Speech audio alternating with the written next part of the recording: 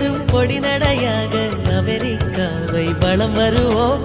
கடல் மேல் சிவப்பு கம்பளம் விரித்து ஐரோப்பாவில் குடிபுகுவோம். நம் காதலை கவி பாடவே செல்லியின் வைரனின் கல்லறை தோக்கத்தை கலைத்திடுவோம்.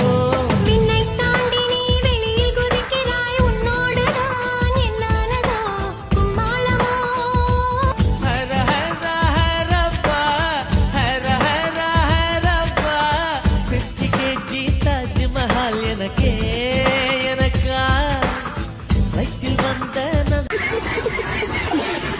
நந்தவனம் எனக்கே